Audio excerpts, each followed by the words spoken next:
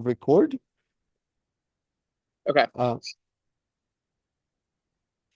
please, if you could just share your experience with Jomi and kind of what you think. Yeah. I think that Jomi, at Duke specifically has been very helpful as an ENT Sorry, resident because a lot of our can attend you can yeah. you introduce yourself before, like, just so Yeah. that, yeah, that Yeah. Hey, I'm Robbie Patterson. I'm a fifth year resident in the Duke ENT program. I think that Jomi has been very helpful in terms of preparing for surgical cases for me as a trainee.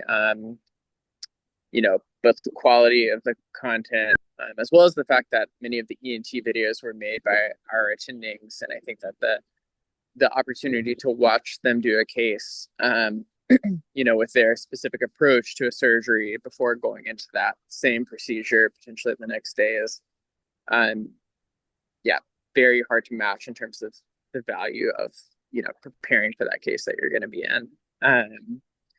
So yeah.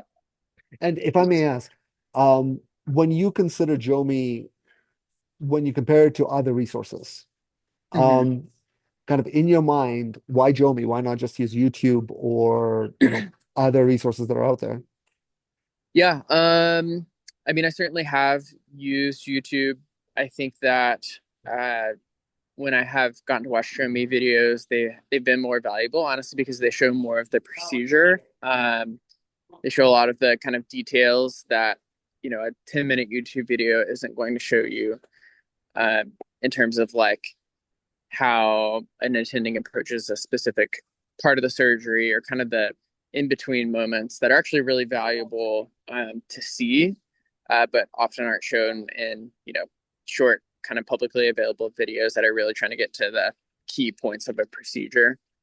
Um, and then again, surgeon preferences are very specific, and um, Joni has the preferences of my attendings, which is particularly valuable.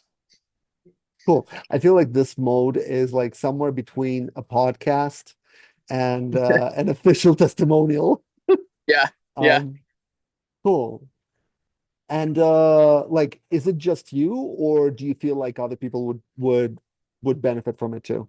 Like, what's No, I what's your think read? that, I mean, I really can only speak to, I've heard personally from my co-residents that they have benefited from being able to view Jeremy videos previously, for the same reasons.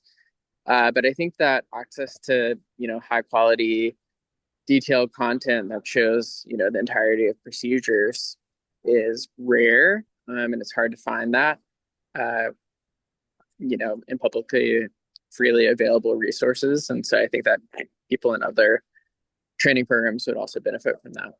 And what about like access surgery, clinical key, those kinds of resources? I think those are also very valuable, but in different ways. I think those are helpful in terms of you know kind of understanding, spending time like learning the indications for surgeries, other considerations around like surgical specifics of like care around surgery. But I think the actual act of doing surgery is hard to convey in a text format. Um, and again, many of those resources, if they do provide videos, they're pretty abbreviated, and don't show a lot of the details that you'd need to actually do the Interesting. surgery itself. Okay, cool.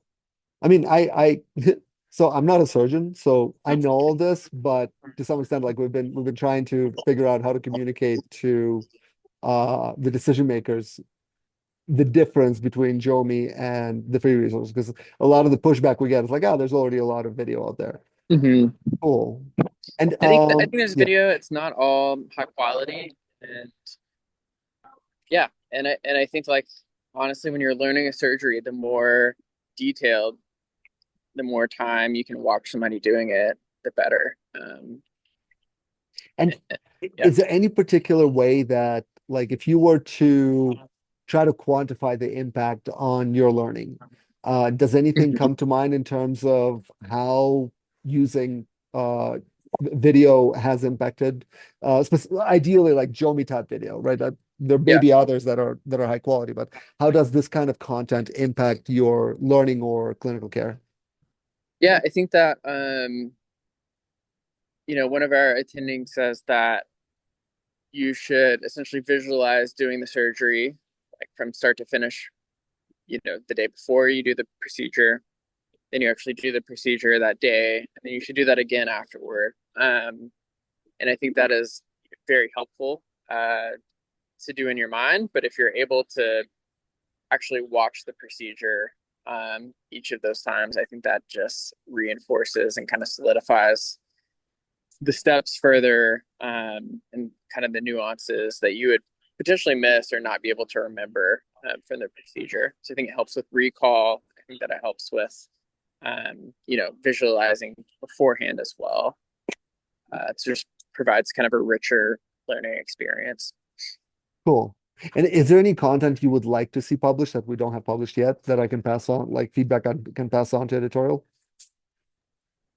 That's a great question. Actually, I probably wouldn't be able to tell you exactly what you have available and what you don't. I've only had access to Jomi kind of relatively briefly, and when I was preparing for specific cases, so I'm not sure if you have other cases available that I wasn't looking for at that time. But Take I a think take, that, take a look at the index page.